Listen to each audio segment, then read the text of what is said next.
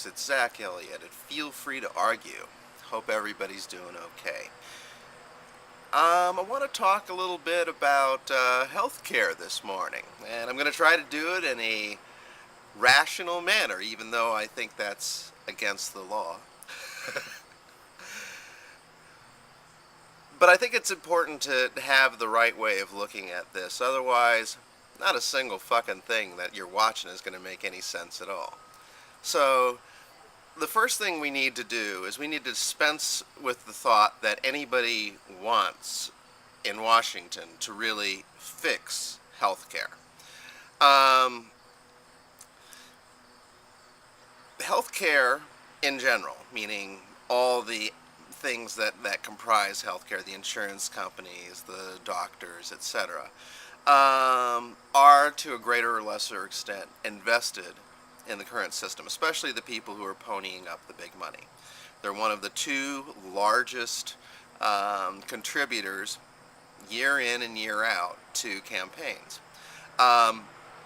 So they've already taken care of the other big donor, which is the financial services industry, and that only leaves the healthcare profession, specifically the insurance industry. So,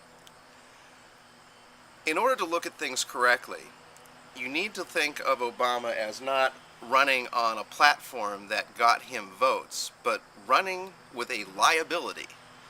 Because the last thing that Obama, or honestly anybody in the Democratic Party, anybody who has a job in Washington wants to do, is piss off the healthcare lobby.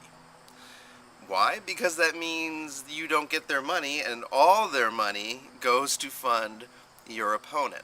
And this is the classic problem of American politics, in the sense that crumbs from the table of big players on the political landscape will change the landscape completely, will make and break players. So, as long as you have a situation where just a little bit of money to these huge insurance companies will make or break someone's election, you're not going to have any progress. And I think that's pretty obvious to anybody who is looking. I read several great articles which basically kind of give chapter and verse about how the whole healthcare thing is falling apart. The best, of course, is Matt Taibbi's, but actually equally good in different ways, more focused ways, are articles that I read by Glenn Greenwald at Salon and Jane Harmon at Fire Dog Lake. Jane Harmon does a good job of pointing out, where the infusions of money were and how they, how they're reacting to pressure from the insurance agencies, and how, things were bargained away at the very beginning. Glenn Greenwald points out the huge difference between the Obama administration's tack in terms of, for example, the way they treated the freshman congressman when they said that they were going to vote against the military appropriation. Basically, the message from the White House was, fine, try to win your seat back without us. You will not see us, we will not help you, no help ever for you, forget about it. So it was total hardball.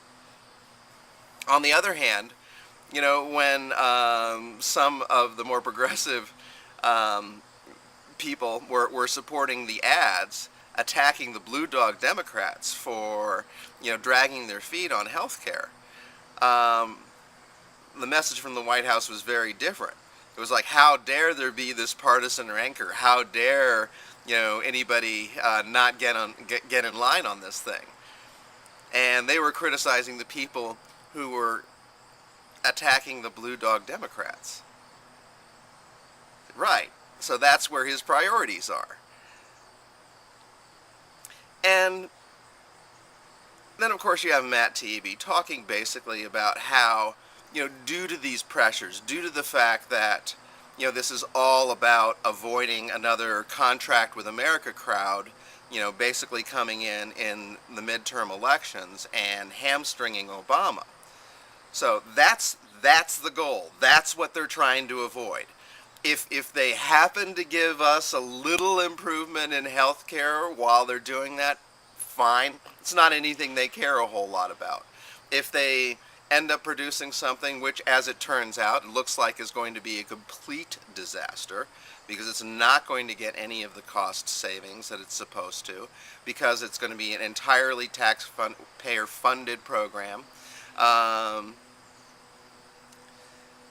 It's going to be the kind of thing that sours people on any kind of public health option whatsoever. And I mean, I think that that might even be the ultimate goal, to produce something so enormously crappy and misguided, something so expensive and obviously not an improvement, that it sets back the cause of reform by, who knows, another 20, 50, whatever, how many years.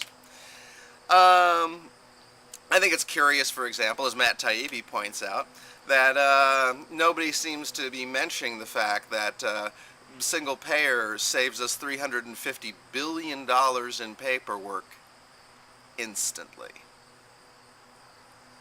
But I mean, there's been a lot of obscurity. I mean, people worrying about all the wrong things, people not concerned about the right things. Like, for example, it was originally proposed that the plan was going to pay out Medicare plus 5%. There's going to be no negotiating, no haggling. It was going to be very simple, straightforward. This is how you get your savings, people. And later on, the Blue Dog Democrats insisted that a provision be put in that basically says they have to negotiate for market rates in each market. Well, this basically turns it right back into insurance again and not into Medicare. So you lose your cost savings, and now that's that much more that taxpayers have to put in to fund the program, because it's now instantly more expensive. But who talks about these things? Who talks about these death of a million cuts kind of things that are being put into the proposal to kneecap it and keep it from being what people think it's going to be? Nobody. Because nobody's really thinking at this level of detail. Nobody thinks about, how these things are destroyed. If you want to see, kind of be given chapter and verse about how this whole thing is being ripped apart, in this death of a million cuts sort of way, you really need to read Matt Taibbi's article. All three of those articles are going to be posted in my sidebar, and I recommend that people read them all. Taibbi's article is the longest of the three. The other two are actually fairly short, and they give you loads of insight.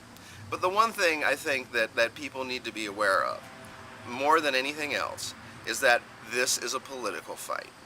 It's a political fight, and it has little or nothing to do with health care. And nobody except maybe 5 people in all of Congress actually legitimately cares about getting you real, good, affordable health care. Most of the others are just trying to, in whatever misguided way, preserve the current system so that they don't offend people, so that they get money, so that they can win their elections, because that's all that really matters. But hey, if you're looking at this situation and seeing something completely different, you can always feel free to argue. So Zach Elliott, take care, everyone.